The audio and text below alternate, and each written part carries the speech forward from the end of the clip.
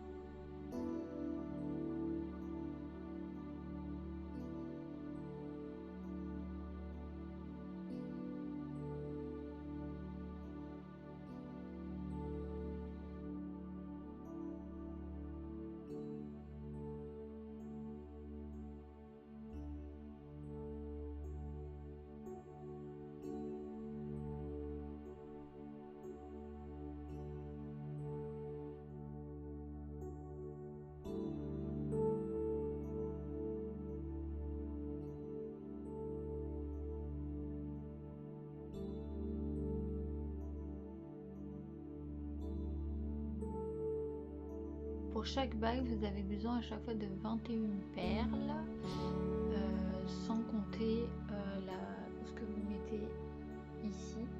Donc de base, c'est tout en 21, même si vous faites une bague sans, une bague avec. Moi, je mets à peu près 25 perles. Après, ça dépend du coup de votre tour de doigt. Et c'est sans compter ce que vous mettez du coup.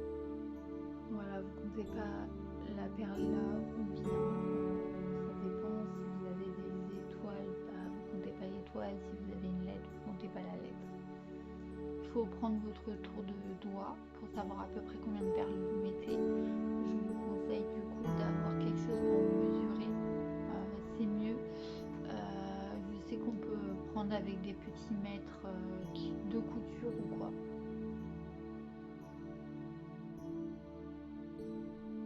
Tout simplement twister ici. Donc on fait fait. Alors, comment je vous montre pour que ce soit plus simple. Vous venez vous relier vos deux parties pour faire un nœud. Vous prenez le fil qui est à votre droite. Si vous n'êtes pas à l'aise, vous pouvez le faire aussi dans l'autre sens. On vient entourer une première fois, entourer une deuxième fois. Là, on va venir serrer légèrement, mais sans fermer pour le moment. Ensuite, on vient, pareil, une deuxième fois. Tac, je viens, j'enroule, je viens, et j'enroule une deuxième fois encore. Voilà. Et ensuite, on va venir ici.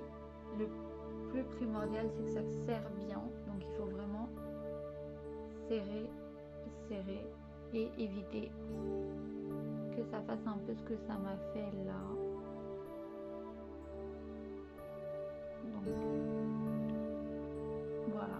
Je suis venue juste, en fait, raccrocher un peu plus pour que ce soit un peu plus près. Une fois que j'en suis là, je viens toujours vérifier, en fait, en mettant, vous voyez, que la bague, elle soit comme il faut. Donc là, la bague, elle sera comme ça. Comme un petit peu sur les autres que je vous montre. Donc en fait, le principe, hein, c'est que ce sera, du coup, pour le coup, ça reste comme ça et que l'autre partie, on la verra pas. Voilà. Soit vous avez de la colle à bijoux et vous pouvez couper, soit comme moi, vous n'avez pas de colle à bijoux parce que j'en ai pas trouvé, j'en ai pas vu sur le marché. Après, je sais pas, peut-être que j'ai pas vraiment bien vu.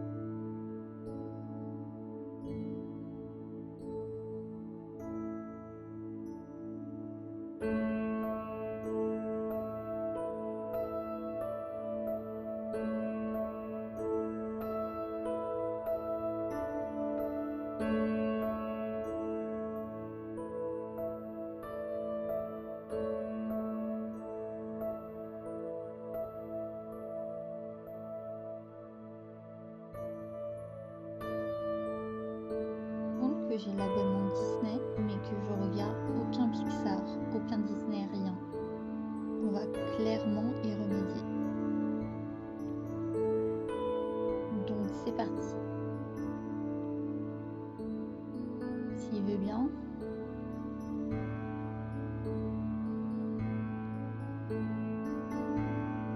Alors, on va faire là-haut. Disney.